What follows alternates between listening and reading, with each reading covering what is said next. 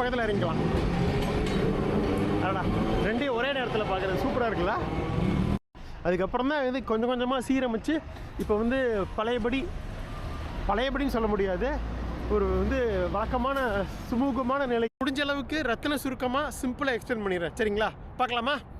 இந்த நாகசாகி துயர சம்பவம் 1000 ஃபீட் மேலேருந்து அமெரிக்க இராணுவப்படை அந்த புளுட்டோனியம் பாம், அதாவது அவங்க எப்படி அதை சொல்கிறாங்க அப்படின்னா ஃபேட் பாய் அப்படின்னு சொல்கிறாங்க, 30,000 ஃபீட்லேருந்து போடுறாங்க. கரெக்டாக எந்த இடத்துல வெடிக்க வச்சாங்கன்னா பேஸ் இதிலேருந்து 1500 ஃபீட்டுங்க. அதாவது கிட்டத்தட்ட ஒரு 5 நாளுக்குள்ளே ஹாஸ்பிட்டலைஸ் பண்ணுறது எல்லாம் கிட்டத்தட்ட ஒரு 70-75,000 பேர் வந்து இந்த நாகசாகி அட்டாமிக் பாம்னால் வந்து இறக்குறாங்க.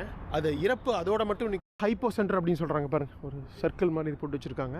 கரெக்டாக இந்த இடத்துல தான் வந்து உங்களுக்கு இந்த இடத்துக்கு மேலே ஒரு 1500 ஃபீட்டில் தான் 500 மீட்டர் ஒட்டுமொத்த இதையே திருப்பி போட்ட நாட்கள் 2. ஒன்று ஹிரோஷிமா சம்பவம், இன்னொன்று நாகசாகி.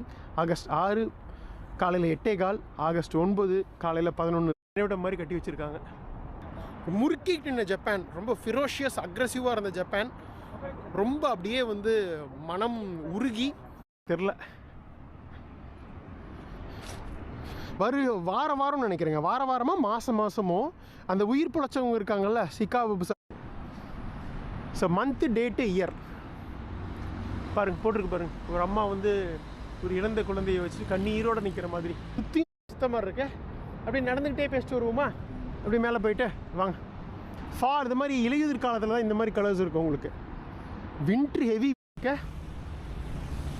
ஸோ ஜப்பான் வந்து அந்த தெரியும் உங்களுக்கு 19th செஞ்சுரியில் 1860s அந்த மீஜி ரிஸ்டோரேஷன் நடந்தது. நம்ம ஒரு சுய சார்பு விவசாயமாக பண்ணிகிட்ருக்காங்க. பட் உலகத்தோட மிகப்பெரிய லெவலில்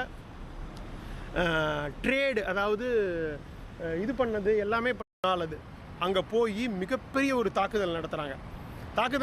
அது வந்து அப்போ உலக போர் ஆரம்பித்த சமயம். இந்த வெஸ்டர்ன் யூரோப்பிங்க எல்லாம் பசிபிக்கில் இல்லை அப்போ போர்.